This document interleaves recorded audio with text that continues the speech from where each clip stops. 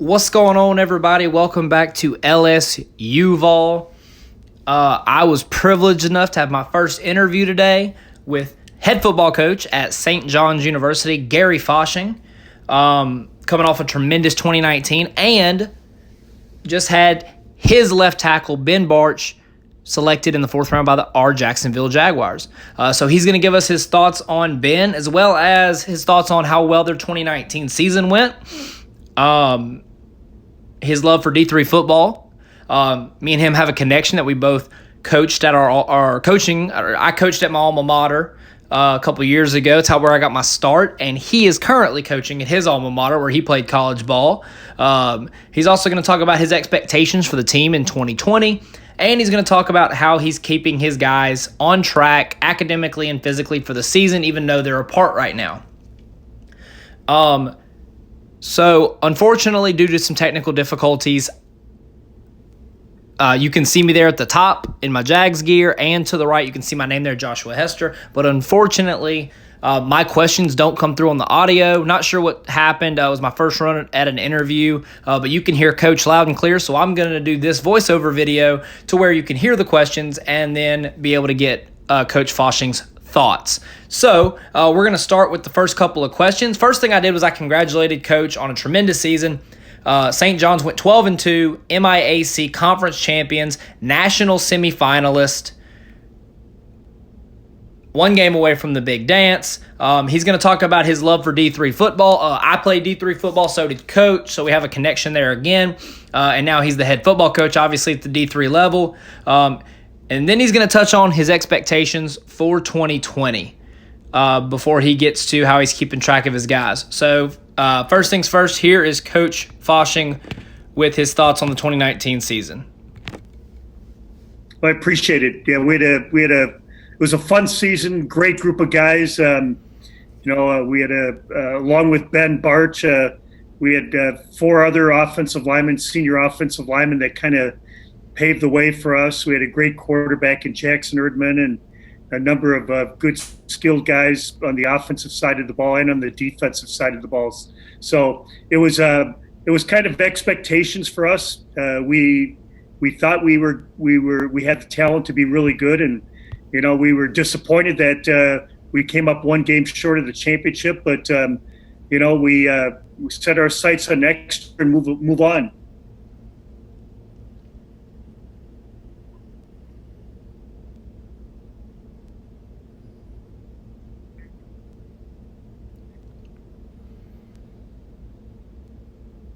I agree with you. I think, we see it in our league. The Minnesota Intercollegiate Athletic Conference, I think, is very, very good. Obviously, you look at different areas of the country. Mount Union's been a power. Wisconsin Whitewater's been a power. Mary Hardin Baylor down in Texas. There's just a lot of great football programs at the D3 level. And I think it's gotten better. When I played in the late 70s, early 80s, I thought it was very good, but certainly the level of play has gotten better, and I think the coaching staffs have gotten better. And to be quite honest, I think teams have poured more money into resources, from recruiting to facilities and everything. And I think the D3 game is really at its peak right now. All right, so now Coach is going to touch on his expectations for 2020 and how he's keeping track of his guys during this time apart.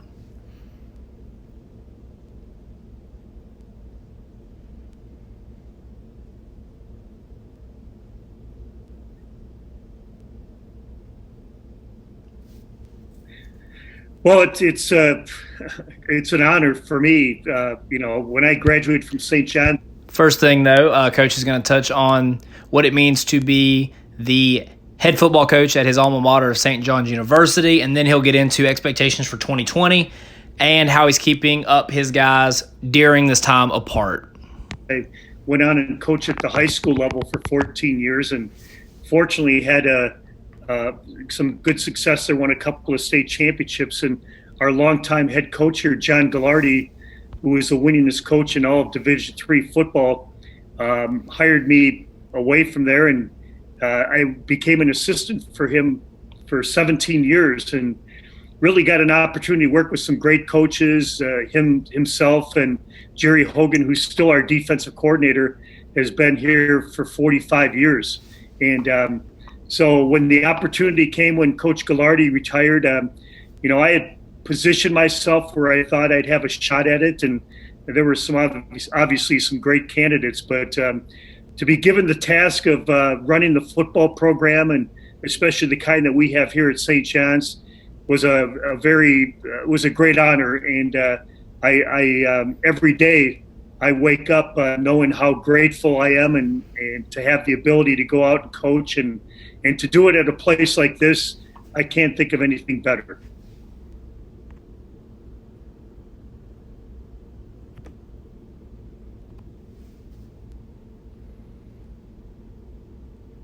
Well, you bring up a good word there, because expectations is what we talk about.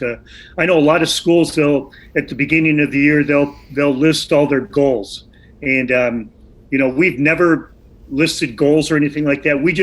We have expectations for our football program, what we want to accomplish, and quite frankly, every year it's probably the same. We're going to win the conference championship. We're going to qualify for the NCAA playoffs, make a deep run with the goal of winning the national. There, I said it, goal. I don't want to say that word. With the expectation of winning the national championship, and that's not easy to do at any level to get to that point. But that's what we strive for. That's our expectation every year, and we look forward to next year. We assume that we're going to come out and we're going to be even better than what we were this year. Now, we've got a lot of great players to replace, but the expectation every year is that we're going to come and compete for that, and that's what I'm looking forward to this fall.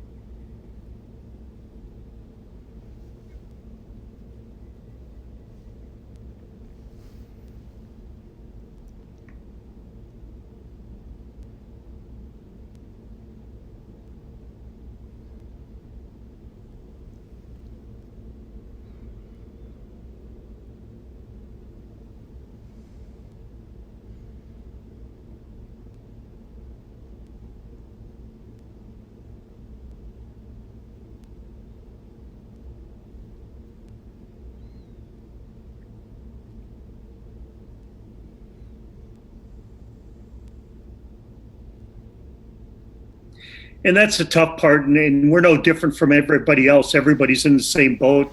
The high school kids, the college kids that have all lost their spring seasons. It's really tough for all of us, and so we've been able to have Zoom meetings with our players, and we've been going by position, and our position coaches have done a great job of connecting with the players, and we talk all the time about what not just expectations for the season, but expectations for our players. And I kind of have a three-pronged approach with our program.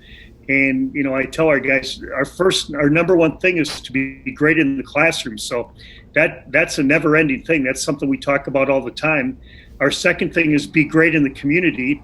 You guys are getting a great one down there in Ben Bartch. Ben was named one of 22 guys to the All-State Good Works team. He's done some incredible work in the community, and I know that's really important to him. And then the third thing is we want to be great on the field. And I tell our guys, don't get that order mixed up, because that's the order in which it should go.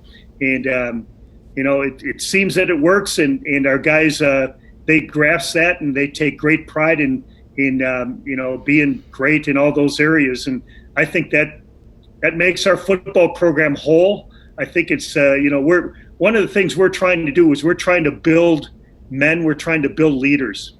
And, I think in order to do that, you have to have a culture in place that helps those kids out to be great leaders. And that is, in the classroom, in the community, and then on the field. And I think that's worked well for our guys.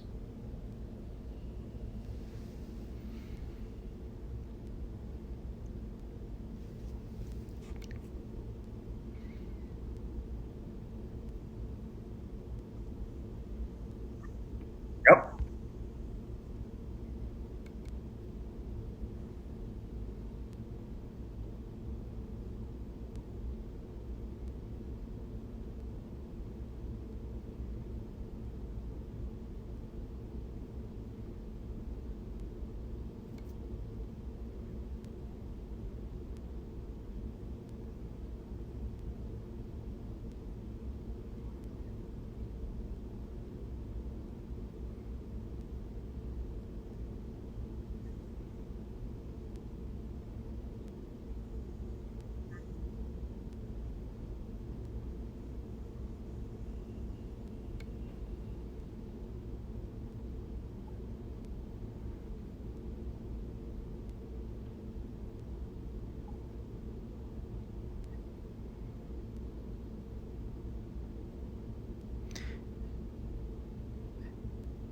Hang in there, folks. Yep. Well, we're first and foremost, we're so. All right, folks. So now we're getting to Ben Bartch, big offensive tackle out of St. John's University, now a Jacksonville Jaguar, drafted 116th overall in the 4th round by our Jags. I talked to Coach real quick here and said, it's tough to make it out of Division III to the NFL. There are some success stories, guys like Pierre Garçon come to mind. But Ben performed well enough to get down to the Senior Bowl. He performed well there against ACC, SEC, Pac-12, you name it. He performed well against those guys. Wasn't able to play in the game, unfortunately, got a little banged up. But he goes on to be the highest draft pick in school history and the first draft pick since 1974. So I asked Coach, what does it mean as a coach? I'm a coach, he's a coach, a business that's all about our kids and getting them to achieve their dreams. What does it mean to see one of his boys make history like that? Ben, to make it, to get drafted is not an easy thing to do. You mentioned this is the first draftee we've had since 1974. And in our league, I think the last one previous was 2003. And that was, I think, the last pick of the draft. So in all of Division III, there aren't many guys that have ever drafted. Ben was the only Division III guy drafted this year. So it's not easy to do. And I think a lot of times, you being a D3 guy, me being a D3 guy, a lot of times those players are overlooked. And I just look in our league, we have a ton of, maybe not a ton, but we have a number of players who I think are really talented, probably good enough to play at the Division I level. But because they're in the Division III level, they probably don't get noticed. And, we were fortunate when Ben was after Ben's junior year, the pro teams, their scouts contact the colleges and say, hey, do you have anybody that we need to look at for next year? And certainly we had our quarterback, Jackson Irvin, was the player of the year. So he was a certainty. And then I said, well, we have another kid who certainly has his size. He hasn't played a lot of offensive line, but I told him about Ben Bartch. And so they asked for the numbers, hey, he's 6'6", 290 and all conference kid. And then they asked for film. Well, after we sent film, every NFL team said, we will be back there in the fall to watch this guy. We're really impressed with him. And then when they came and watched him this fall, the comment that they left practice with this kid's going to be drafted somewhere between the 3rd and 5th round. He's that good. And so at that point we thought, okay, we've got a really good one on our hands. And, fortunately Ben had an incredible year, dominated in every game. And then obviously, like you mentioned, he went down to the Senior Bowl and did really well down there. So he made it, and I like to tell him,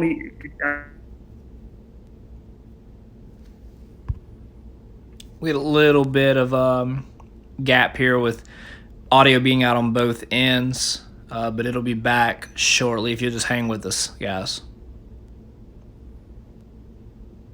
Well, he did a lot of that stuff on his own, along with help from our staff, of course, and our strength and conditioning guy, Justin Ross, did a great job with him. Mike Magnuson, our offensive line coach, was incredible with him. So he had that help along the way. But still, Ben did a lot of this on his own, and it's a real credit to him. All right, so now Coach is going to continue talking about Ben. I'm going to ask him a question about his transformation from a 220-pound tight end to a 300-pound offensive lineman. Talk about his athleticism. Draft weekend, ESPN showed some footage of him catching passes, looking pretty good in the passing game at St. John's before moving to offensive line. Coach is also going to tell a pretty cool story, a funny story about how Ben was totally against playing on the offensive line. And then, before his junior year, made the decision that he would make the move, and he was with it, and he would, go all in with it. And, it obviously paid off because now he has been a 4th-round draft pick into the NFL. So Coach is going to talk about Ben's transition from tight end to offensive line, talking him into having to play O-line, and how he transformed his body into being a NFL offensive lineman?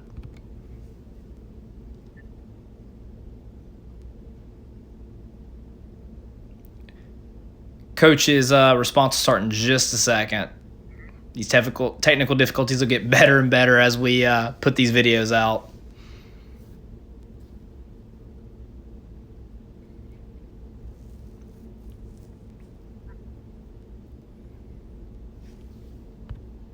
Sure. Well, first of all, Ben's from Oregon, so he had we didn't even know about him. After his junior year of high school, his mom had contacted me.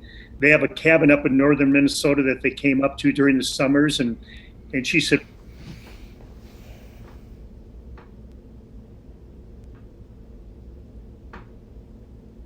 we lost Coach for a second here again, but he'll be back in just a second. Talking about how they found out all about Ben Bartch, how they had a cabin in Minnesota and stayed in touch with the coaches, made a campus visit. So on the outset, probably didn't look that enticing, but we talked for a couple of hours, and he's a great kid, great family. His dad and mom are just top-notch people, very well-grounded family, just incredible. And I told him, I said, well, keep us informed, send us highlights of your senior year, which he did. And you could see that he had some athletic ability playing tight end, and then I saw some film of him playing basketball, and that's what really, convinced me that this kid had a chance to be a really good player at our level at a tight end position. So he comes in his freshman year. He weighed 6'6", 220, and basically played JV for us. Played scout team against our #1 defense, and virtually every day our defensive coaches would tell me, man, Ben Bartch is an incredible blocker down in our end. He lines up at tight end on our scout teams, and he takes on the very best defensive linemen we have, which usually our defensive linemen are very good. And they go, he blocks like crazy. He's got a great demeanor. So I said, well, great. Next year, as a sophomore, we brought him up. He was on our travel team, and he was really our third-string tight end. He played behind two really good guys, one of them who was an All-American tight end. But we used him as an H-back and even as the fullback. We lined him up in the backfield sometimes and just let him go hammer people. And by that time, he's 6'6", 250. And I'm telling you, he would open up a hole at that fullback position. So, and every once in a while at practice, he would drop a pass, and I'd say, Ben, that 87 can turn into a 78 really quickly. And it kind of became a running joke.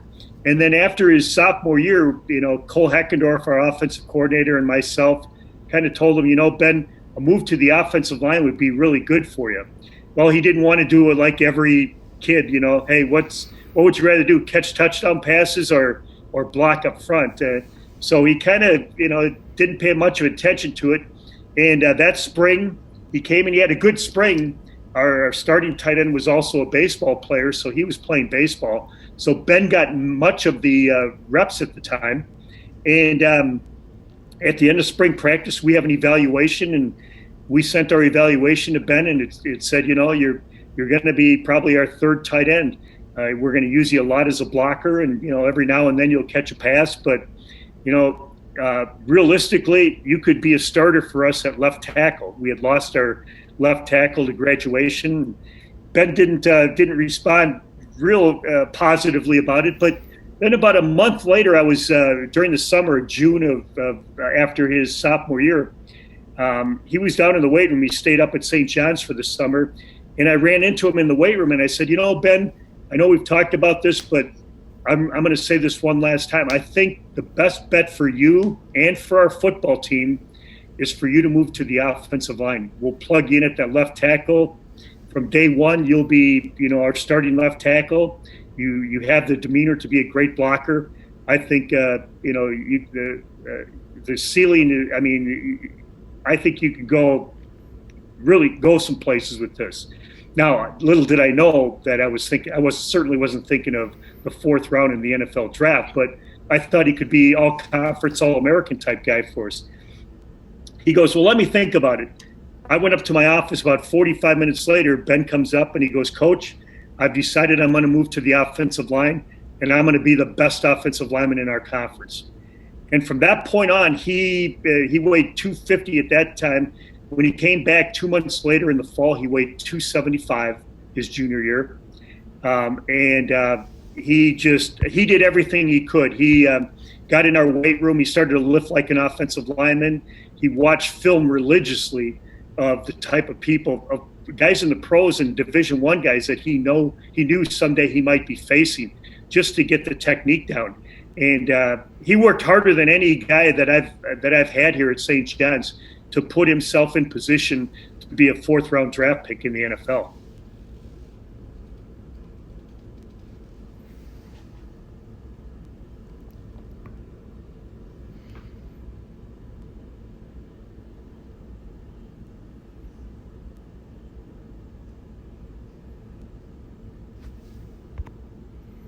All right, so here I'm going to ask Coach, what should Jags fans be most excited about that Ben's going to bring to our team? And we're also going to touch on the final question, one of the final questions was we're going to talk about the famous smoothie that Ben used to gain some weight while at St. John's University. Coach is going to tell us, what he knows about it. Has he tried it yet? And would he recommend it to other players? And we're going to talk some about Ben's off-the-field character and the positive things he brings to the team in that department. Well, he goes hard every play. I mean, it's one thing we always talk about. You go hard every play, and he has a motor that it runs very, very high.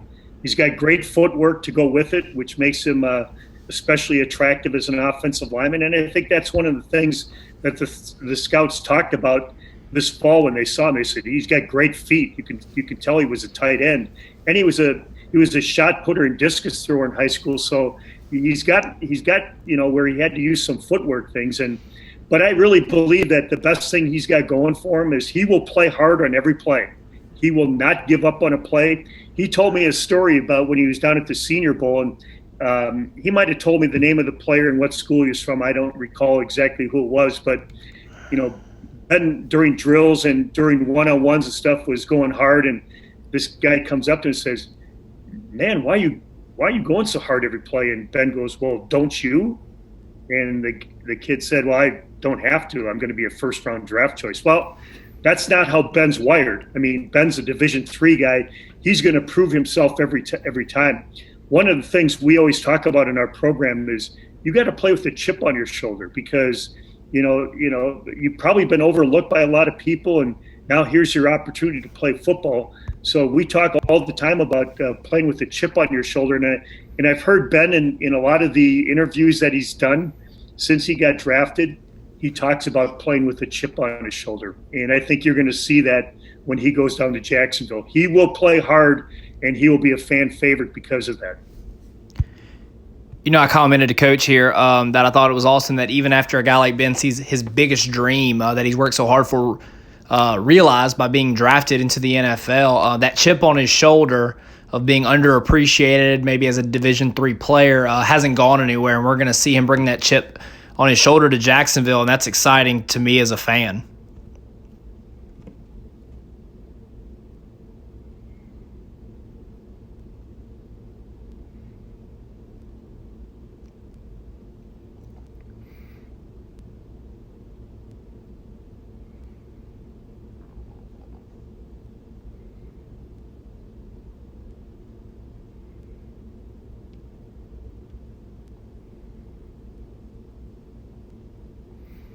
Getting to the famous smoothie question here coming up.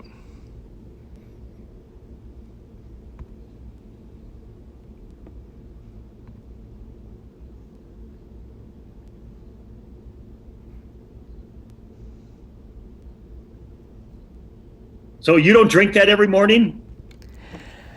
So Coach was really funny about this. The milkshake, the smoothie, if you will, that Ben came up with, peanut butter, bananas, cottage cheese, eggs, grits, and Gatorade to top it all off.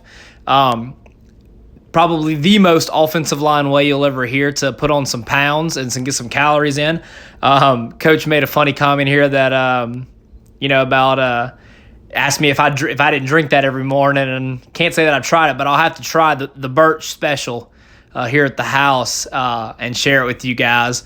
So Coach is going to talk here about the smoothie, how Ben came up with it, how it started, and he's going to tell us if he's tried it and if he would recommend it to some of his other players that are trying to put on some pounds. And this was something Ben came up with, and again, it kind of tells you a little bit about how he's wired. So our strength and conditioning guy at St. John's, Justin Ross, who's tremendous, he runs a summer program for high school kids. And so we hire some of our football guys, and they travel to these schools and they weight train these high school kids. And so Justin hired Ben, and they left sometimes at 6 a.m. So he would get up at 5 a.m, and he wanted to get some quick protein, and quick energy. So he said the first time he just threw a bunch of stuff together and thought it tasted pretty good. So, he added a few things all the time and ended up, I think for 2 years, he religiously drank that thing in the mornings. I have not tried it personally. Number one, I don't need all the calories and I don't need all that protein. But the people that have tried it claim that it's really pretty good. So, if I were Ben, I'd keep doing it because it seems to work well for him. And, the thing is, Ben is, when you see him, you're going to go, I can't believe that kid weighs 310 pounds because he is finely cut. And, I know the pros are talking about maybe adding another 20 pounds on him and putting him at a guard position because he would easily put on 20 pounds. And, sometimes you see offensive linemen, they don't look that great. Ben looks like a tight end when you see him. He's just very well defined, very well chiseled. So if that shake did it, I'd keep on doing it if I were him.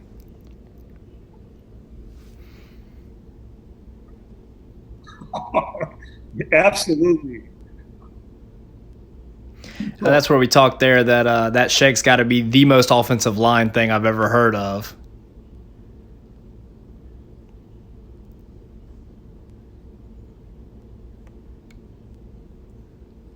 We're getting here. We're going to wrap things up. Final question coming up here for Coach.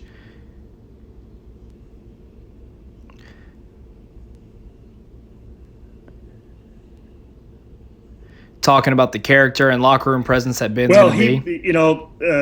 I always say that your best players have to be your hardest workers and they have to be your best leaders. And I think So what I did here before Coach answers this question fully, I talked about that the Jaguars do a lot of great community work. Many members of the team, Calais Campbell, who's now a member of the Baltimore Ravens, probably the best face of the franchise in the community that the Jags have ever had, coming off being the Walter Payton Man of the Year. And I asked Coach, what kind of character and locker room guy is Ben going to be when he gets to Jacksonville? We probably had a couple examples of that. Our quarterback was certainly that. But from naturally your quarterback is going to be. But I would say if I had to pick out the next guy on our team that was a leader, it would be Ben Bartch. He was an incredible teammate. There wasn't a guy on our team that didn't like him. He was the most popular person on our football team. At the end of the year, we call it the Johnny Award, and we have the players vote on it. It's the most ideal person on and off the field. Well, Ben Bartch was the guy who won that award. And I always say that's our highest award, better than being most valuable, because this tells what you're like to people on and off the field. And so they're gonna see a young man who's very committed to doing community work. He's going to be the hardest worker on that football team, and he's a genuine person. He's well-grounded. He likes to have fun. He's got a great sense of humor, and he'll be very, very popular with the people in Jacksonville. Yeah, so that was really my final question for Coach. It was tremendous that he took the time to talk with me twice because of some technical difficulties. We were able to clear them up and get his answers loud and clear. Mine didn't come through, as you heard, but I hope me, Ty, and talking over it for you and leading into the questions did well for you. That you were able to get a good feel of how the interview went. Coach Fasching seems like a tremendous man. Was very gracious with his time. We had a great time talking football and talking about Ben Bartch. You can tell that when he talks about Ben, you can see that he lights up. It's a father-son thing that a lot of coaches and players, that's a natural relationship style that builds between players and coaches. So obviously, Coach thinks very highly of Ben. He thinks we're getting a tremendous asset down in Jacksonville, both on and off the field. He thinks Ben is going to be very popular amongst his teammates, a high-character guy. That was the point of reference here in our 2020 draft class. From the first draft pick to our final and our 12th, character was a big pressing matter for Dave Caldwell and Doug Marrone to address. So you can see Ben adds into that. I want to thank Coach Fasching so much for taking the time to talk to me twice today. He was very gracious. We're going to be back soon. I told Coach is going to stay in touch. I told him when Ben becomes a Pro Bowler for the Jaguars, we'll talk again and talk about it. And he says he has no doubts that Ben can achieve that kind of status in the league. So thank you guys for watching. Thank you guys for your support, and go Jags.